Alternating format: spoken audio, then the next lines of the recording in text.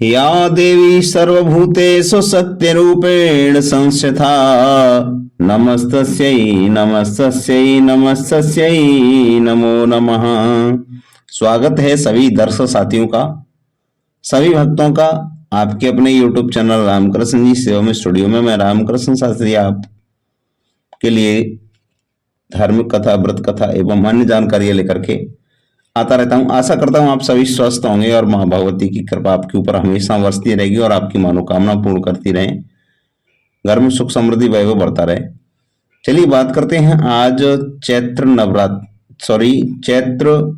मास की कथा का 22वां अध्याय और श्रीमद् देवी भागवत महापुराण का स्कंद 1 से 17वां अध्याय, स्कंद 1 का 17वां अध्याय। आज बात करेंगे, चर्चा रहेगी सुखदेव जी का राजा जनक से मिलने के लिए मिथिलापुरी को प्रस्थान तथा राजभवन में प्रवेश। ये उपाख्यान आप श्रवण करेंगे। उससे पहले मैं आपसे निवेदन करना चाहूंगा कि अभी तक आपने चैनल को सब्सक्राइब नहीं किया तो प्लीज चैनल को जरूर सब्सक्राइब करें, बेल को प्रेस करके रखें जिससे नोटिफिकेशन सबसे पहले आपको मिले। वीडियो को भी ज्यादा से ज्यादा लोगों तक शेयर जरूर करें। चलिए ज्यादा समय नहीं लेते हुए, वीडियो बड़ा हो सकता है, कथा बहुत ही मार्मिक कथा है, श्रवण करेंगे। प्रारंभ करते हैं। सूत जी बोले, हे मुनियो, पिता से यह कहकर के महात्मा पुत्र सुखदेव जी उनके चरणों पर गिर पड़े तथा हाथ जोड़ करके चलने की इच्छा से बोले, हे महाभाग, अब आपसे आज्ञा चाहता हूं, मुझे आपका वचन स्वीकार है। अतः मैं महाराज जनक द्वारा पालित मिथिलापुरी देखना चाहता हूं। राजा जनक दंड दिए बिना ही कैसे राज्य चलाते हैं? क्योंकि यदि दंड का भय प्रजा को न हो तो लोग धर्म का पालन नहीं करेंगे। मनु आदि के द्वारा धर्माचरण का मूल कारण सदा दंड विधान ही कहा गया है। इस राज धर्म का निर्वाह बिना दंड के कैसे हो सकेगा? हे पिताजी, इस विषय में मुझे महान संदेश है। हे महाभाग, इस बात को वैसी ही अनर्गल प्रतीति होती है जैसे कोई कहे कि मेरी यह माता बंध्या है। हे परंतप, अब मैं आपसे अनुमति लेता हूं और यहां से जा रहा हूं। सूत जी बोले, इस प्रकार सुखदेव जी को जनकपुर जाने का इच्छुक देखकर के व्यासी ने अपने ज्ञानी एवं निष्प्रह पुत्र का दृढ़ आलिंगन करके कहा। व्यासी बोले कि हे मामती पुत्र, तुम्हारा कल्याण हो। हे सुख, तुम दीर्घायु हो। हे तात, तुम मुझे यह सत्य वचन देकर के सुखपूर्वक जाओ और यहां से जाकर मेरे उस उत्तम आश्रम में पुनः आओगे तो हे पुत्र, तुम वहां से कहीं और कभी भी मत चले जाना। हे पुत्र, मैं तुम्हारा मुख कमल देखकर ही सुखपूर्वक जीता हूं और तुम्हें मैं देखने न पर दुखी होता रहता हूं, इसलिए मुझे दिखाई देते रहो। हे सुत, तुम ही मेरे प्राण हो। हे पुत्र, यहाँ राजश्री जनक से मिलकर और अपना संदेह दूर करके फिर उसके बाद यहाँ आना। वेदाध्ययन में रत रहते हुए सुखपूर्वक रहो। और सूत जी बोले कि व्यासी के ऐसा कहने पर सुखदेव जी अपने पिता को प्रणाम करके उनकी प्रतीक्षा करके और शीघ्र इस प्रकार चल पड़े जैसे धनुष से छूटा हुआ बाण। मार्ग में चलते हुए अनेक समृद्धिशाली देशों, नागरिकों, वनों, वृक्षों, फल फूलों, खेतों तथा तप करते हुए तपस्वी जनों, दीक्षा लिए हुए याचक जनों और योगाभ्यास में तत्पर योगी जनों, वन में रहने वाले वानप्रस्थ, वैष्णव, पाशुपत, शैव, शाक्त और सूर्योपासक अनेक धर्मावलंबियों को देखते हुए वो सुखदेव जी मुनि अति विस्मय में पड़ गए। इस प्रकार वे महामती सुखदेव जी लगभग 2 वर्षों में मेरु पर्वत और 1 वर्ष में हिमालय पर्वत को पार करके मिथिला देश में पहुंचे। जब वे मिथिला में प्रविष्ट हुए तब उन्होंने वहां की श्रेष्ठ ऐश्वर्य संपदा को देखा और वहां की जो सारी प्रजा को सुखी एवं सदाचार संपन्न देखा। वहां द्वारपाल ने उन्हें रोका और पूछा, तुम कौन हो और कहां से आए हो? तुम्हारा क्या नाम है? क्या कार्य है? ऐसा पूछने पर सुखदेव जी मौन रहे, कुछ बोले नहीं।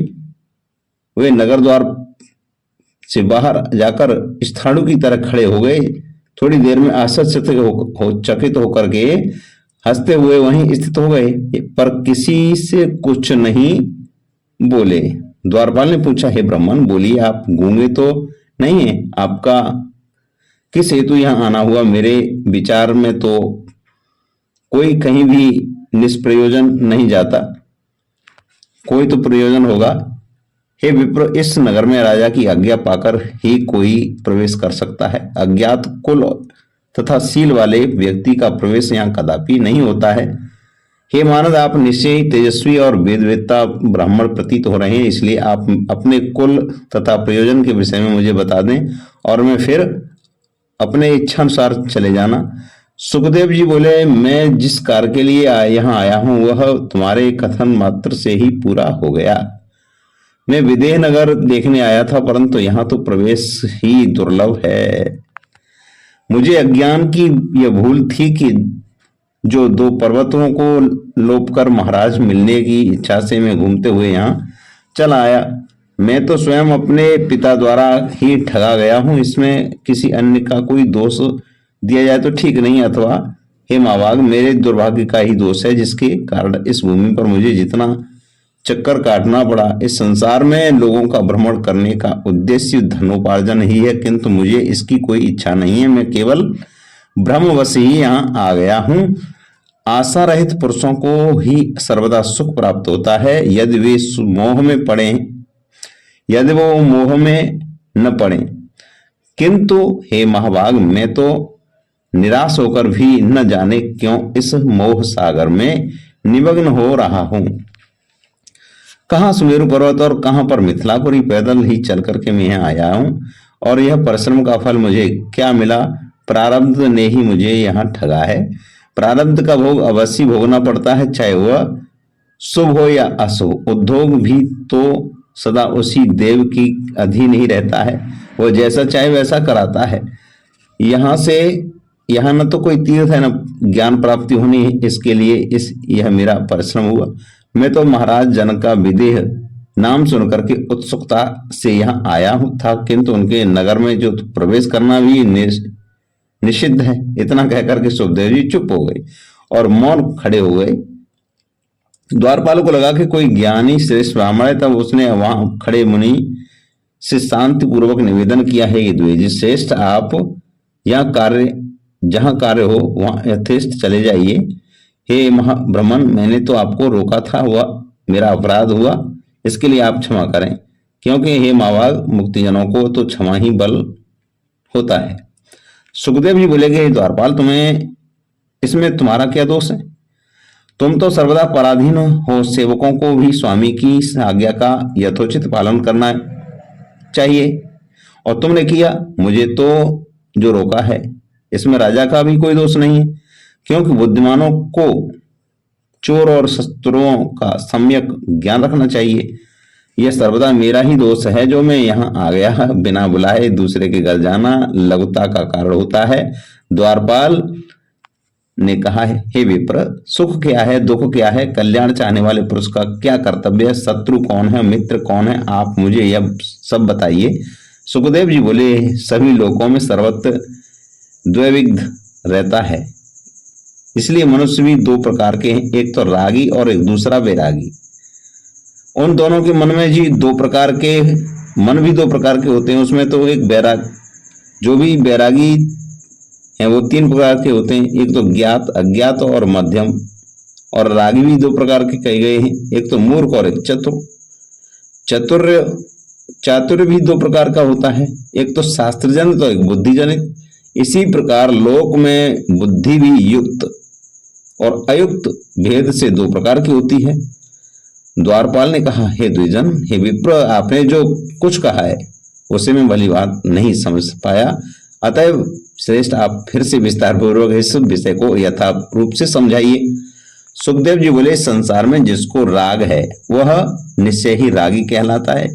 उस रागी को अनेक प्रकार के सुख और दुख आते रहते हैं। धन, पुत्र, कलत्र, मान, प्रतिष्ठा, विजय प्राप्त करके भी सुख प्राप्त होता है। इनके न मिलने पर प्रतिक्षण महान दुख होता है, महान दुख होता ही है।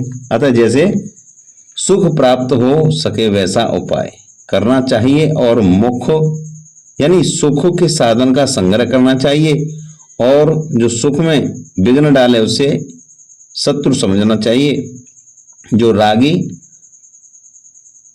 पुरुष के मुख को सर्वत्र बढ़ाए वही मित्र है। चतुर मनुष्य मोह में फंसता नहीं है, किंतु मूर्ख सर्वत्र आसक्त रहता है।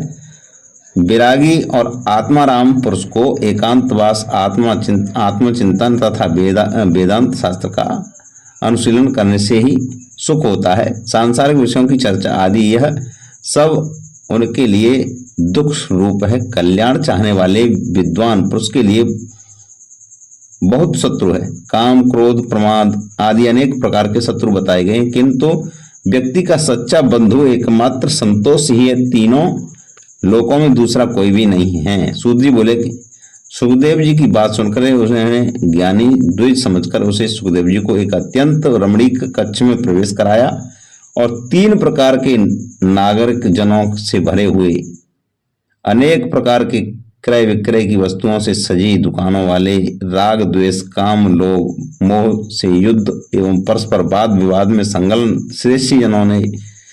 श्रेष्ठी जनों से सुशोभित और धन धान्य से परिपूर्ण विशाल नगर को देखते हुए सुखदेव जी चले। इस तरह 3 प्रकार के लोगों को देखते ही सुखदेव जी राजभवन की ओर बढ़ गए। इस प्रकार द्वितीय सूर्य के समान परम तेजस्वी सुखदेव जी द्वार पर पहुंचे। द्वारपाल ने उन्हें अंदर जाने से रोका, तब वे काष्ठ के समान वहीं द्वार पर खड़े हो गए और मोक्ष संबंधी विषय पर विचार करने लगे कि धूप तथा छाया को समान समझने वाले महातपस्वी सुखदेव जी वहां एकांत में ध्यान करके इस प्रकार खड़े हैं मानो कोई अचल स्तंभ, कोई इधर उधर चलने वाला खम्भ नहीं, एक जगह पर खड़ा हुआ खंबे के समान स्तंभ। थोड़ी देर बाद राजमंत्री ने हाथ जोड़े और हाथ जोड़ते हुए बोला कि स्वयं आकर के उन्हें राजभवन के दूसरे कक्ष में प्रवेश कराया। वहां एक दिव्य रमणीय उपवन था जिसमें विविध प्रकार के पुष्पों से लदे दिव्य वृक्ष सुशोभित हो रहे थे। उस वन में को दिखा करके मंत्री ने यथोचित आतिथ्य सत्कार किया। यह राजा की सेवा करने वाली अनेक वारांगनाएं थीं और ये नृत्य गान कुशल काम शास्त्र से निपुण थीं। सुखदेव जी की सेवा के लिए उन्हें आदेश देकर के राजमंत्री उस भवन से निकल गए और सुखदेव जी वहीं स्थित रहे। उन वारांगनाओं ने परम भक्ति के साथ उनकी पूजा की और देश कालानुसार उपलब्ध अनेक प्रकार के भोजन से उन्हें संतुष्ट किया। तत्पश्चात उन्हें पूर्व निवासिनियों कामिनी स्त्रियों ने उन्हें अंतःपुर का वन दिखाया जो अत्यंत रमणीक था। वे युवा, रूपवान, कांतिवान, मृदुभाषी एवं मनोरम थे। दूसरे कामदेव के समान सुखदेव जी को देख करके वे सभी मुग्ध हो गईं। मुनि को जितेंद्र जान करके वे सब उनकी चर्चाएं करने लगी। अरिनंदन शुद्धात्मा सुखदेव जी ने उन्हें माता के समान समझा और वे आत्माराम तथा क्रोध को जीतने वाले सुखदेव जी न हर्षित होते थे और न दुखी। उनकी चेष्टाओं को देखकर भी वे शांत चित्त होकर के स्थित रहे।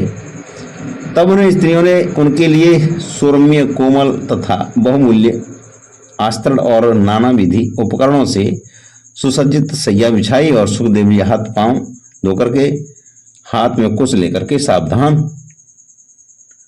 हो संध्याकालीन संध्योपासन संपन्न करके भगवान के ध्यान में लग गए। इस प्रकार एक पैर तक ध्यानावस्थित होकर वे शयन करने लगे। दोपहर शयन करके पुनः वे सुखदेव जी उठ गए और रात्रि के चौथे पैर में पुनः ध्यान में स्थित रहे। तदनंतर स्नान करके प्रातःकालीन क्रिया संपन्न करके पुनः समाधिस्थ हो गए। तो आज की कथा यहीं विराम लेती है। मिलते हैं कल की कथा के साथ। तब तक के लिए जय श्री राधे कृष्णा, जय माता दी।